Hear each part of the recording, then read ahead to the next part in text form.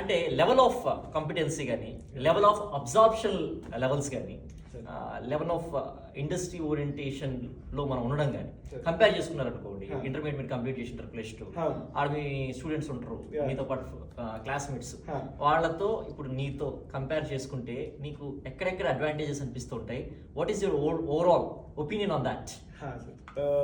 నేను సార్ నా లైఫ్ మొత్తం నేను వరంగల్లో ఉన్నా, నేను హైదరాబాద్లో కూడా వెళ్ళలేదు. So my exposure was extremely, నాకు పెద్ద ప్రపంచం నుంచి అంత ఎక్కువ రిమోటే సార్, అంత పెద్ద సిటీ ఏం కాదు.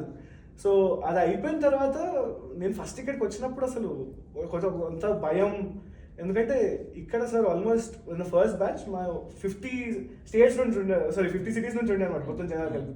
ఆల్మోస్ట్ 20 స్టేట్స్ నుంచి అందరూ జనాలు ఉంటే, నేపాల్ నుంచి, కువైట్ నుంచి ఇప్పుడు మా బ్యాచ్లో ఉన్నారు వాళ్ళ ఫ్రెండ్స్ ఇప్పుడు. సో వాళ్ళేమో అంత పెద్ద పెద్ద సిటీస్ నుంచి వచ్చారు, అంత ఎక్స్పోజర్, నేను అసలు సర్వైవ్ అవుతున్నా ఇక్కడ కాలేదా అదన్నా ఒక భయం ఉండేది. But all my batchmates have been really supportive అనమాట.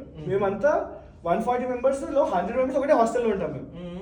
సో మేమంతా ఆల్మోస్ట్ ఫ్యామిలీ లాగా అయిపోయాం. ఈ 100 మంది ఏమైనా మేము కలిసి చేసుకుంటాం అన్న ఫీలింగ్.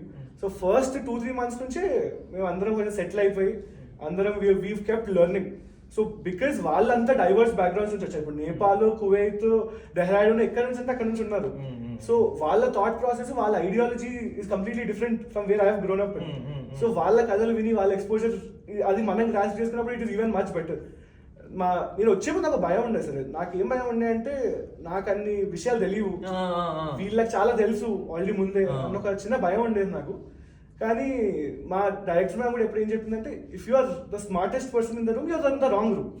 సో నాకు ఆ భయం ఉంది అంటే నేను చాలా నేర్చుకోవచ్చు వీళ్ళ దగ్గర నుంచి అన్న ఆ కాన్ఫిడెన్స్ ఉండే అనమాట. మా బ్యాచ్ కూడా చాలా చాలా నైస్ ఉంటుంది సార్, అందుకే I had a good time.